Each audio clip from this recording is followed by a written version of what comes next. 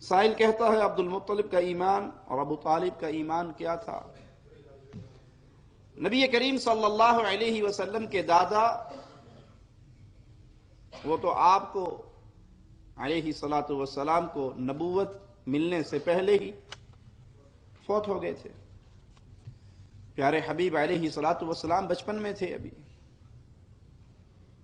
نبوت کا زمانہ نہیں پایا۔ جب نبوت کا زمانہ نہیں پایا تو ایمان والی بات ہی نہیں رہے۔ چچا ابو طالب انہوں نے نبوت کے دور کو پایا، اور پیارے حبیب محمد کریم صلی اللہ علیہ وسلم نے بہت درد سے محبت سے اپنے چچا کو بارہا ایمان کی اسلام کی دعوت دی، حتیٰ کہ وفات کے لمحے تک آپ علیہ الصلوۃ والسلام ان کے سرہانے پہ بیٹھے رہے۔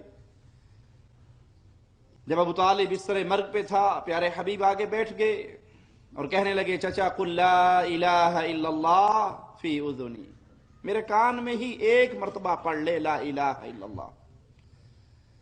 ابو طالب محمد کریم صلی اللہ علیہ وسلم کی شریعت کو جھوٹا نہیں جانتے تھے، سچا مانتے تھے۔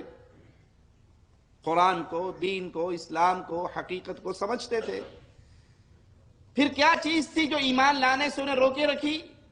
وہ کہا کرتے تھے کہ عرب کی عورتیں تانے دیں گی کہ دادا کے باپ کے دین کو چھوڑ کر بھتیجے کے دین پہ آ گیا، مجھے ان تانوں کا ڈر نہ ہوتا میں کلمہ پڑھ لیتا، لیکن اب میں اپنے باپ کے دین پر، یہ آخری الفاظ ہیں، علی دین عبد المطلب، باپ کے دین پر، اور فوت ہو گئے۔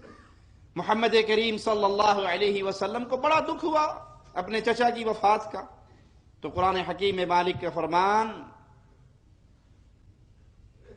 پیارے حبیب علیہ الصلوۃ والسلام پہ نازل ہوا، انک لا تہدی من احببت، جس کو آپ چاہیں ہدایت دینا نہیں دے سکتے، ولیکن اللہ، ہاں وہ اللہ کی ذات ہے، یہدی من یشاء، جس کو چاہتا ہے ہدایت دے دیتا۔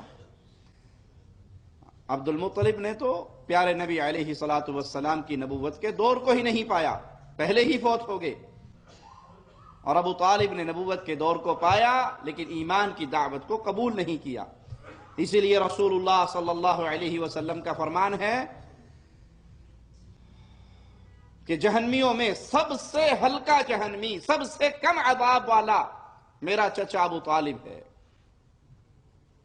اس کو آگ کی 2 انگارے، یا ایک روایت میں آگ کی 2 جوتیاں پہنائی جائیں گی، جس سے اس کا دماغ ایسے کھولے گا جیسے چولہے پہ ہنڈیاں ابلتی ہے، اور وہ گمان کرے گا کہ مجھ سے بڑا باپ کسی کو نہیں ہو رہا۔